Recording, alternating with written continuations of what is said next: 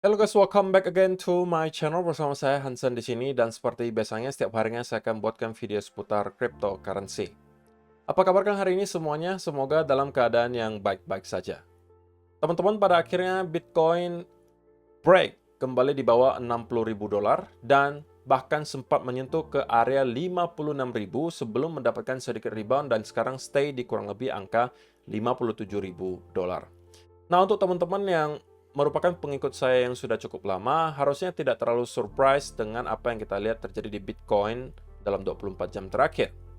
Karena saya sampaikan ya peluang untuk kita drop lebih jauh itu masih ada aja teman-teman, dan sweet spot pertama itu adalah 55 sampai 58 ribu. Dan kita telah proses hit area tersebut. Nah, di video hari ini kita bakal membahas kira-kira apakah koreksi yang kita lihat kali ini sudah selesai, apakah sudah ada peluang bagi kita untuk kembali masuk dan lain seterusnya. Itu bakal kita bahas di video hari ini, dan juga apa yang sedang terjadi di belakang layar yang mungkin sedikit banyak menyebabkan apa yang kita lihat terjadi di price action. So, stay tune terus sampai akhir video. Nah, sekarang kita bakal mulai dari coin market cap terlebih dahulu. Per hari ini secara global market cap crypto berada di angka 2,16 triliun dolar atau turun sekitar 3,01%. Nah, di top 10 coin sendiri kita juga melihat sebenarnya keadaannya mix loh teman-teman. Walaupun dominan itu berwarna merah ya, tapi ada beberapa yang masih bertahan dan hijau. Yang menjadi top performer hari ini adalah Solana dengan kenaikan 2,9% ke 130,05 dolar. So, itu adalah outlook sementara dari beberapa top coin yang ada. Sekarang kita langsung aja masuk ke beberapa data dan berita terbaru hari ini. Nah, yang pertama teman-teman, tentunya kita bakal membahas apa yang disampaikan oleh kakek Powell tadi dini hari.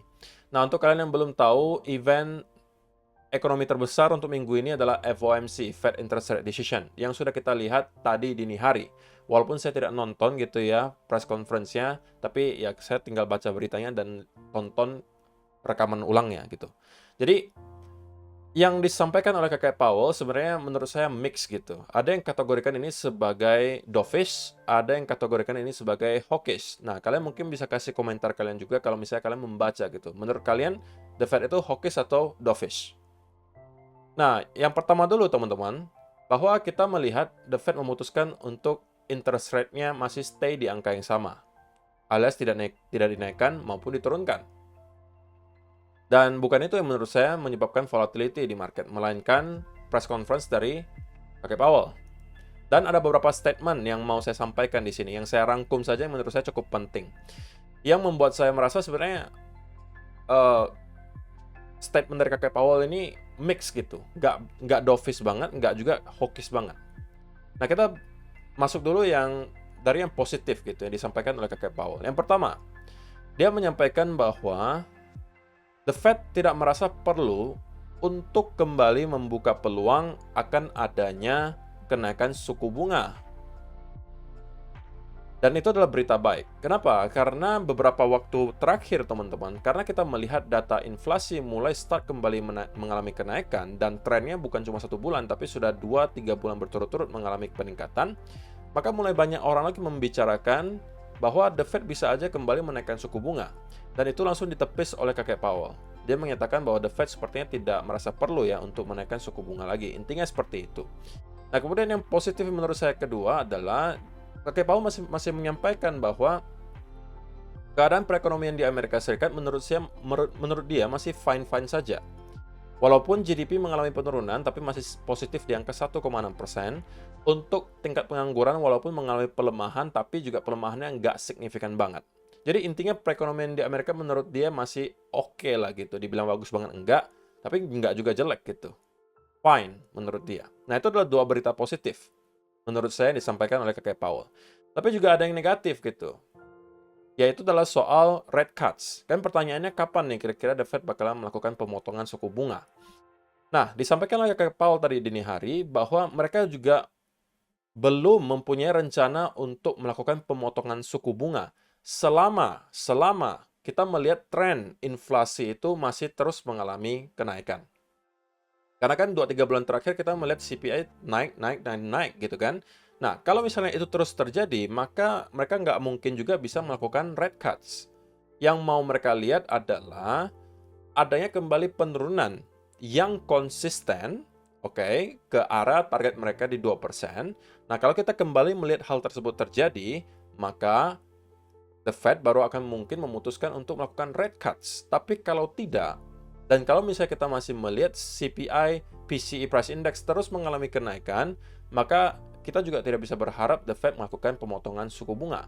Dan itu adalah berita negatifnya. Oke, jadi mix menurut saya teman-teman. Nggak terlalu dovish, nggak terlalu hawkish. Tapi setidak-tidaknya tidak sehawkish yang banyak orang kira. Karena banyak orang merasa bahwa Kakek Paul bakal menyampaikan bahwa ada potensi ya mereka menaikkan suku bunga lagi, tapi rupanya itu ditepis langsung. Dan itu yang menyebabkan volatility di market, teman-teman. Bahkan di stock market Amerika Serikat kalian bisa melihat pumpnya luar biasa tinggi, tiba-tiba langsung di-dump lagi. Nah, saya nggak tahu nih, apakah hari ini kita juga akan melihat volatility yang sama atau tidak, karena perlu saya ingatkan bahwa malam hari ini, bukan malam hari ini, tapi besok malam, teman-teman, kita masih akan mendapatkan salah satu data yang cukup penting, yaitu adalah NFP dan juga unemployment rate. Ya, mudah-mudahan ya kita bisa melihat semuanya sesuai dengan kemauan The Fed, sehingga kita bisa mempercepat rate cuts dari The Fed. Oke, atau setidak-tidaknya Kakek Powell sudah mulai mengarah ke sana omongannya, mau melakukan rate cuts. Karena itu yang biasanya akan menciptakan sentimen positif lagi di market. Dan itu bisa menjadi salah satu katalis yang membuat market kembali rebound dan cryptocurrency juga khususnya Bitcoin kembali bisa melakukan rally. Jadi itu adalah rangkuman teman-teman yang saya dapatkan dari FOMC tadi dini hari. Menurut kalian bagaimana? Kalau misalnya kalian merasa ini hawkish atau dovish, kalian boleh kasih komentar kalian di kolom komentar di bawah. Nah, dengan adanya penurunan yang kita lihat dalam 24 jam terakhir, teman-teman, maka kita bisa expect juga bahwa akan ada likuidasi yang angkanya cukup besar. Dan dalam 24 jam terakhir, secara total ada 365 juta dolar yang terlikuidasi dan 70%-nya datang dari arah long. Sebenarnya ini sedikit lebih kecil daripada ekspektasi saya ya teman-teman, karena saya expect bahwa stop loss di bawah 60.000 itu harusnya banyak gitu, tapi rupanya angkanya nggak gede-gede banget, 365 juta dolar. Dan kita melihat angka ini bukanlah angka terbesar yang pernah kita lihat dalam beberapa bulan terakhir, karena di bulan April kemarin saja, tanggal 13, kita mendapatkan sampai 800 juta dolar. Atau ada yang sampai bahkan 1 billion kurang lebih. Hampir mendekati 1 billion dolar. Jadi angka yang kita lihat dalam 24 jam terakhir justru nggak sebesar yang kita lihat kemarin gitu. Oke? Dan teman-teman, spesifik untuk Bitcoin gitu ya. Spesifik untuk Bitcoin. Kira-kira apa nih yang bisa kita expect berikutnya? Itu kan mungkin yang pengen kalian ketahui. Nah, walaupun saya tentunya tidak bisa menggaransi gitu ya, bahwa satu senario pasti akan terjadi seperti ini. Nggak ada yang bisa, teman-teman. Kita hanya bisa melakukan analisa, dan namanya analisa itu ya namanya probabilitas, bukan garansi. Kalau garansi itu berarti kepastian, bukan analisa. Kalau analisa pasti dalam bentuk probabilitas. Bisa jadi benar, tapi ada celah juga untuk kesalahan. Nah, kalau misalnya kita berbicara soal fakta historis, teman-teman, bahwa setiap kali memang ketika kita melihat ada koreksi seperti ini, akan ada yang mencoba untuk mengatakan bahwa ini kita sudah ketemu dengan top gitu ya. Dan ini bukan baru terjadi kali ini. Dan pattern yang sama sebenarnya udah pernah kita lihat dalam beberapa waktu terakhir, beberapa kali malah. Bahwa kita mendapatkan ada top, kemudian kita breakdown dari major supportnya. Tapi tidak lama kemudian kita rebound. Sama juga di sini, kita ketemu dengan top yang baru, kemudian kita break dari sebuah major support, tapi kemudian naik lagi. Sama juga di sini, sama juga di sini. Dan kali ini kita juga melihat hal yang sama terjadi. Kita mendapatkan ada rally, kemudian ada breakdown dari support, semuanya berteriak, oke, kita akan drop lebih jauh daripada ini. Ini adalah top, dan lain seterusnya. Dan bisa aja kali ini kita juga mengulangi apa yang kita lihat sebelumnya di sini. Karena teman-teman, kalau kalian masih ingat, pada saat spot Bitcoin ETF di Amerika Serikat kemarin di-approve, kita juga melihat ada sell-off. Awalnya seperti itu. Awalnya ada sell-off. Tetapi kemudian kita mendapatkan rebound yang signifikan, dan kemudian dengan sangat cepat kembali recover dan membuat V-shape recovery. Nah, tentunya ini adalah skenario idaman ya untuk semua investor, karena kita pengennya tentunya segera Bitcoin kembali ke area all-time high yang baru. Tapi itu adalah kemauan kita, teman-teman, belum tentu kemauan market. Dan kita nggak bisa mengontrol apa yang dilakukan oleh market. Sehingga ya tentunya kita hanya bisa berharap ya bahwa skenario yang kita lihat di sini juga akan kembali terulang. Karena ya kalau misalnya kita lihat katalisnya ya sama ya teman-teman, sama-sama approval dari sebuah ETF. US ETF kemarin di-approve, kita ada sell off initially awalnya, tapi kemudian kita recover dengan sangat cepat. Nah pertanyaannya, apakah kali ini kita juga akan melihat hal yang sama terjadi? Kemungkinannya selalu ada teman-teman. Dan perlu kalian ingat bahwa kita itu sudah terkonsolidasi selama cukup lama ya, sudah beberapa bulan, atau spesifiknya mungkin 2-3 bulan lah ya. Dan biasanya ya, gitu kalau misalnya kita lihat ada konsolidasi sepanjang itu, diawali oleh pergerakan masif ke atas, ya kita bisa expect sebenarnya akan ada pergerakan kenaikan berikutnya. Dan menariknya juga, walaupun Bitcoin masih di kurang lebih area 57-an ribu, teman-teman, 57-58 ribu, tapi Fear and Greed Index sekarang telah menyentuh ke ranah fear. Oke, bisa kalian bayangkan nggak? Bitcoin di area 57 ribu dolar. Oke, hanya terpaut kurang lebih 10 ribu atau 12 ribu daripada top dari cycle sebelumnya di 69 ribu. Tapi kita sekarang, walaupun di 57 ribu, itu sentimennya fear. Karena memang di kripto, teman-teman, banyak orang yang terlalu cepat beradaptasi gitu. Maksudnya bagaimana? Maksudnya banyak orang yang cepat banget melupakan apa yang terjadi sebelum-sebelumnya. Kalian melihat bahwa Bitcoin dari awal tahun 2024 sampai sekarang, teman-teman, itu mengalami kenaikan yang signifikan banget. Atau dari bahkan tahun lalu, kenaikannya sudah sangat signifikan, 16.000 sampai 70.000 dolar. Apakah tidak wajar jika kita melihat ada koreksi 20-30%? Kenaikan 16.000 sampai 70-an ribu dolar, teman-teman. Itu kenaikan yang signifikan banget. Dan orang-orang mulai kemungkinan start melupakan hal itu. Dan hanya melihat short term. Hanya melihat jangka pendek. Yang melihat 1-2 minggu belakangan. Bahwa kripto terus mengalami penurunan. Benar. Tetapi kalau kalian zoom out, kalian akan melihat bahwa ya koreksi yang kita lihat di sini nggak seberapa dibandingkan apa yang kita sudah lalui selama 1,5 tahun terakhir. Spesifiknya mungkin dari November 2022, nggak usah November deh, dari Januari 2023, di mana kita start mengalami kenaikan di sini, sampai ke kurang lebih Maret 2024. Jadi 1,5 tahun, teman-teman, kita mengalami bull market seperti ini. Kenaikannya berapa? Kurang lebih 372%. 372% dalam 1,5 tahun.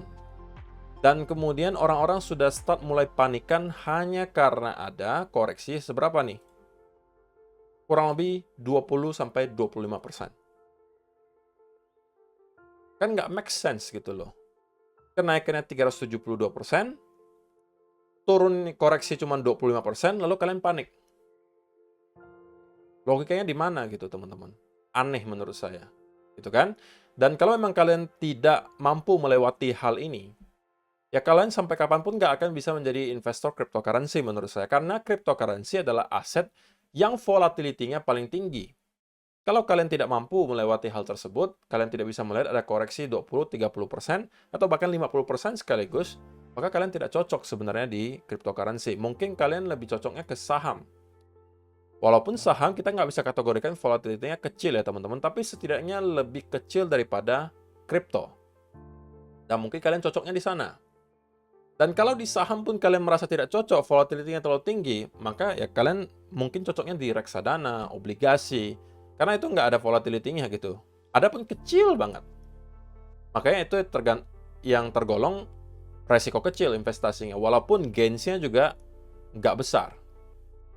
Nah, memang tidak ada salahnya, teman-teman. Ada yang mungkin lebih prefer ke reksadana, obligasi, ya itu nggak salah juga gitu. Tapi kalau memang kalian maunya di kripto, ya kalian harus siap juga dengan resikonya, yaitu adalah volatility.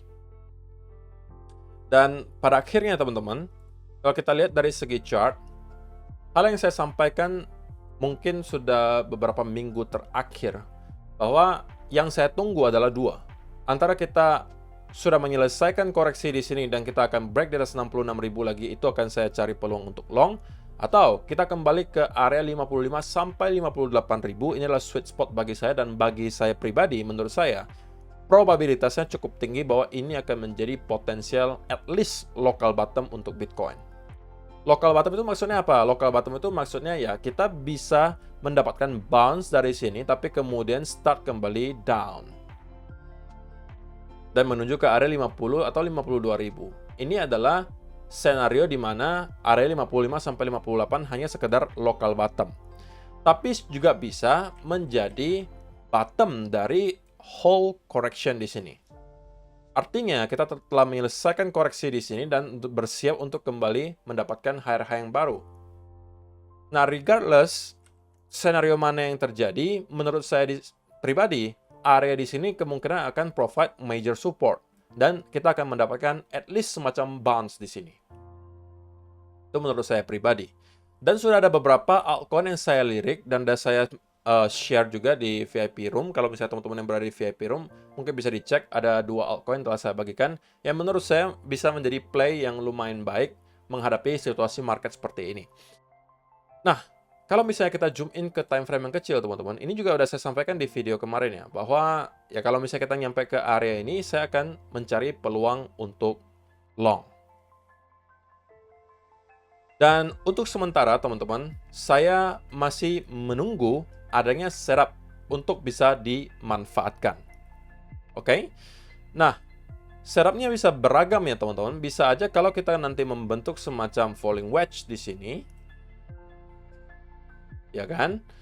Atau kita bisa membentuk yang namanya double bottom, triple bottom di sini. Atau kita membentuk inverse head and shoulder. Semuanya akan saya manfaatkan, yang manapun.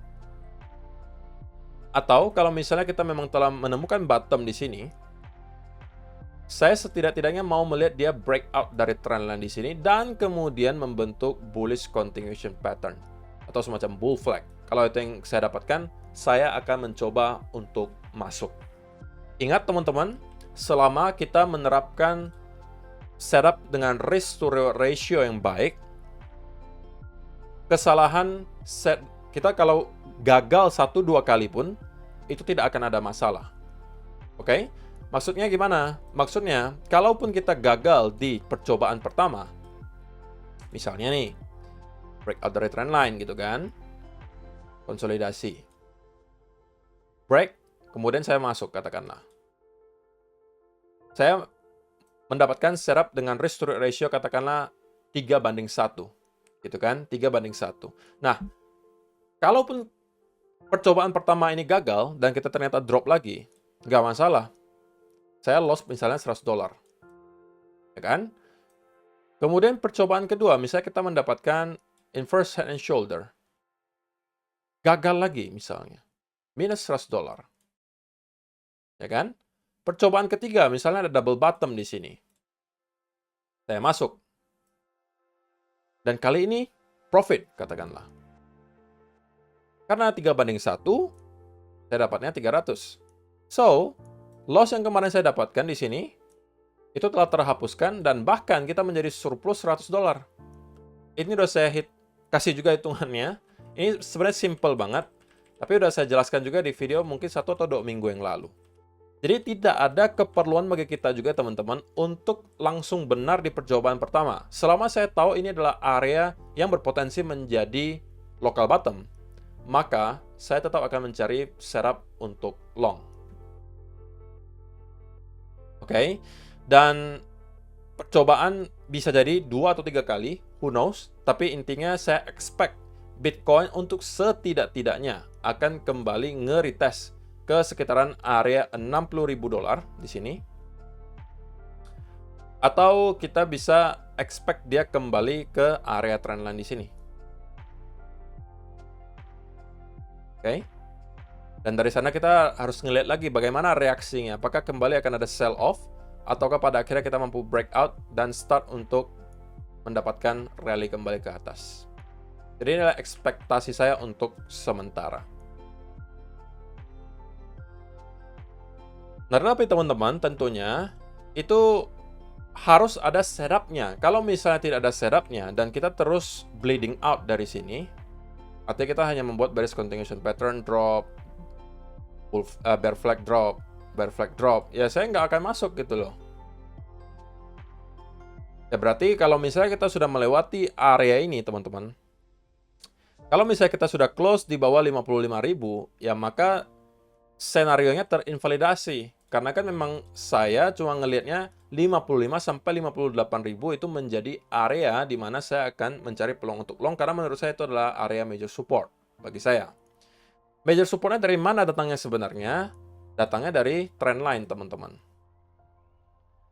Yang saya lupa pernah saya tunjukkan atau tidak. Trendline di sini. Dan kita sekarang sedang berhadapan dengan trendline tersebut. Oke, saya expect akan ada semacam bounce dari sini.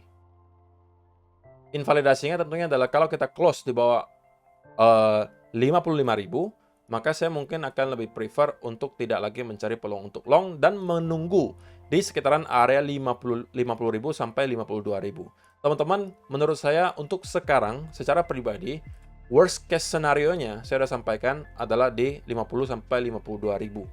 Sedangkan sweet spot-nya itu adalah 55 sampai 58. Oke? Jadi saya rasa itu aja sih yang perlu saya sampaikan untuk di video hari ini teman-teman. Jadi sekali lagi ya, kalau saya pribadi saya sudah mulai mencari peluang untuk swing long untuk Bitcoin ya. Tapi kalau untuk spot back, saya lebih prefer masuknya ke altcoin.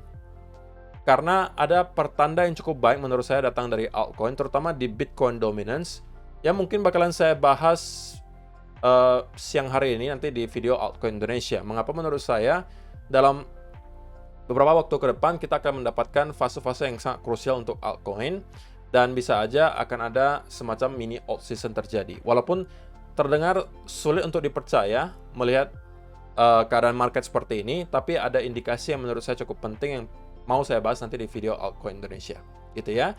Jadi untuk sementara saya rasa itu aja teman-teman. Kalau misalnya belum ada setup yang bisa dimanfaatkan, ya biarkan saja dulu Bitcoin bergerak sesuai dengan kemauannya gitu ya. Kalau kita terus-menerus mengalami drop seperti ini, ya biarkan saja. Berarti itu memang belum dikasih setupnya. Tapi kalau kita melihat sudah ada start reversal pattern tercipta di sini, saya pribadi akan manfaatkan. Tapi untuk sementara belum ada menurut saya. Salah satu yang bisa saya manfaatkan sekali lagi adalah kalau kita breakout dari trendline juga dan mendapatkan konsolidasi berupa bullish continuation pattern. Ini adalah satu-satunya senario yang bisa saya manfaatkan tanpa ada reversal pattern. Selain ini, saya rasa saya tidak akan manfaatkan. Kalaupun kita langsung naik dari sini tanpa ada koreksi, tanpa ada pullback, ya berarti memang bukan rezeki. Saya harus tetap disiplin, teman-teman, walaupun saya tahu ini bisa menjadi area yang sangat baik untuk start melakukan akumulasi long, tetapi kalau misalnya belum ada setupnya, saya tidak akan boleh masuk, karena nanti keluarnya bingung sebelah mana. Gitu ya. Jadi saya rasa itu aja sih yang perlu saya sampaikan di video hari ini, teman-teman. Terima kasih untuk kalian yang telah menonton sampai selesai. Semoga bermanfaat untuk kalian semua. See you in the next video. Bye-bye.